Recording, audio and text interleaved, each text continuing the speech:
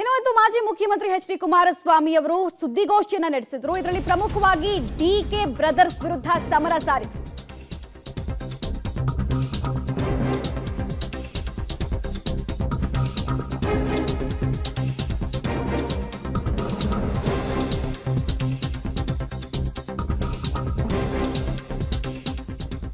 ರಾಜಕೀಯವಾಗಿ ನನಗೆ ವಿಷ ಹಾಕಿದ್ದೀರಿ, ಬಿಜೆಪಿಯಲ್ಲಿ ನಿಮ್ ತರ ನಮ್ಮನ್ನ ನಡೆಸ್ಕೊಂಡಿಲ್ಲ ಅಂತ ಕೂಡ ಕಾಂಗ್ರೆಸ್ಗೆ ತಿವಿದಿದ್ದಾರೆ.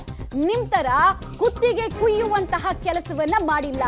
ಡಿ ಕೆ ಶಿವಕುಮಾರ್ ನಿಮ್ಮ ಅನುಕಂಪ ನನಗೆ ಬೇಕಾಗಿಲ್ಲ ಅಂತ ಕೂಡ ತಿರುಗೇಟು ಕೊಟ್ಟಿದ್ದಾರೆ. ಡಿಸಿಎಂ ಡಿ ಕೆ ಶಿವಕುಮಾರ್ ವಿರುದ್ಧ ಎಚ್ ಡಿ ಕುಮಾರಸ್ವಾಮಿ ಅವರು ಇವತ್ತಿನ ಸುದ್ದಿಗೋಷ್ಠಿಯಲ್ಲಿ ಗರಂ ಆದ್ರು. ಜನ ನಿಮ್ಮನ್ನ ತಿರಸ್ಕಾರ ಮಾಡಿದಕ್ಕೆ ನಮ್ಮನೆ ಬಾಗ್ಲಿಗೆ ಬಂದ್ರಿ, ಬಟ್ ನಮ್ಮನ್ನ ನಡೆಸ್ಕೊಂಡಿದ್ ರೀತಿ ಹೇಗೆ ನೀವು ಅಂತ ಕೇಳಿದ್ರು. ಶಿವಕುಮಾರ್ ಅವ್ರನ್ನ ಕೇಳಲಿಕ್ಕೆ ಬಯಸ್ತೀನಿ.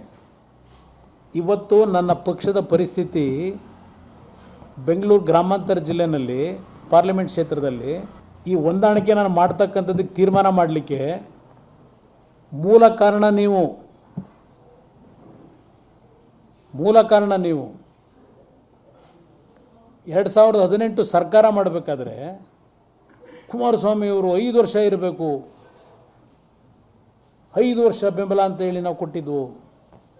ಪದೇ ಪದೇ ನಾನು ಶ್ರಮ ಇದೆಯಲ್ಲ ಅವತ್ತು ಸರ್ಕಾರ ನಡೆಸಬೇಕಾದ್ರೆ ಯಾರ್ಯಾರಾದರೂ ದುರುಪಯೋಗ ಬಳಸ್ಕೊಂಡಿದ್ದೀರಿ, ಉಪಯೋಗ ಅಲ್ಲ ದುರ್ಬಳಕೆ ಮಾಡ್ಕೊಂಡಿದ್ದೀರಿ ನೀವು. ನನ್ನನ್ನು ಪದೇ ಪದೇ ಯಾವುದು ವೆಸ್ಟ್ ಎಂಡ್ ಹೋಟ್ಲಲ್ಲಿದ್ದ ಜನಕ್ಕೆ ಸಿಗ್ತಿರಲಿಲ್ಲ, ಪದೇ ಪದೇ ಹೇಳ್ತೀರಿ.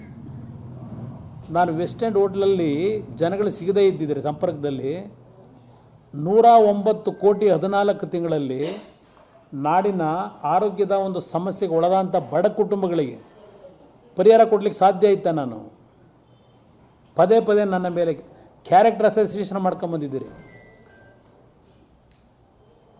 ನಾನು ವ್ಯಕ್ತಿತ್ವ ಪ್ರಶ್ನೆ ಮಾಡಿದ್ದೀರಿ ನೀವು ನನ್ನ 14 ತಿಂಗಳ ಆಡಳಿತದ ಬಗ್ಗೆ.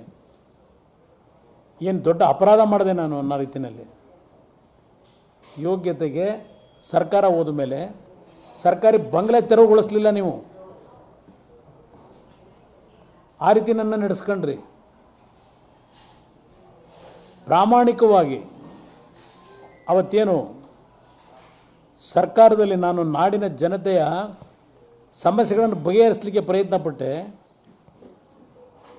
ಒಂದು ದಿನ ನಿಮ್ಮ ಯೋಗ್ಯತೆಗೆ ನಿಮ್ಮ ಬಾಯಿನಲ್ಲಿ ಕುಮಾರಸ್ವಾಮಿ ರೈತರ ಸಾಲ ಮನ್ನಾ ಮಾಡಲಿಕ್ಕೆ ನಮ್ಮ ಕಾರ್ಯಕ್ರಮಗಳನ್ನು ಮುಂದುವರಿಸಿ ಕಾಂಗ್ರೆಸ್ ಶಾಸಕರುಗಳ ಕ್ಷೇತ್ರಗಳಿಗೆ ಯಥೇಚ್ಛವಾಗಿ ಅಭಿವೃದ್ಧಿಗೆ ಹಣ ಕೊಟ್ಟಂತ ನಿಮ್ಮ ಬಾಯಲ್ಲಿ ಒಂದು ದಿವಸ ಬರಲಿಲ್ಲ.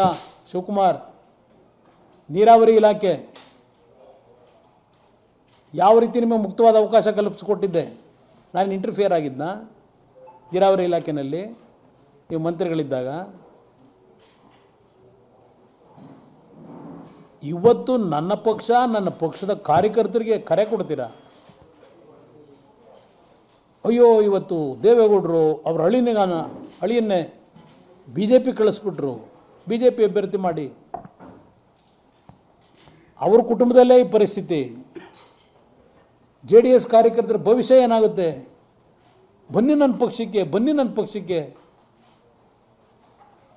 ಯಾವ JDS ಕರ್ನಾಟಕ ರಾಜ್ಯದಲ್ಲಿ ವಿಶೇಷವಾಗಿ ಹಳೆ ಕರ್ನಾಟಕ ಭಾಗದಲ್ಲಿ ಸದೃಢವಾಗಿ ಬೆಳೆದಿತ್ತು, ಆ ಶಕ್ತಿಯನ್ನು ಉಳಿಸ್ಕೊಂಡಿದ್ವು. ನಿಮ್ಮ ಕುತಂತ್ರದ ರಾಜಕಾರಣದಿಂದ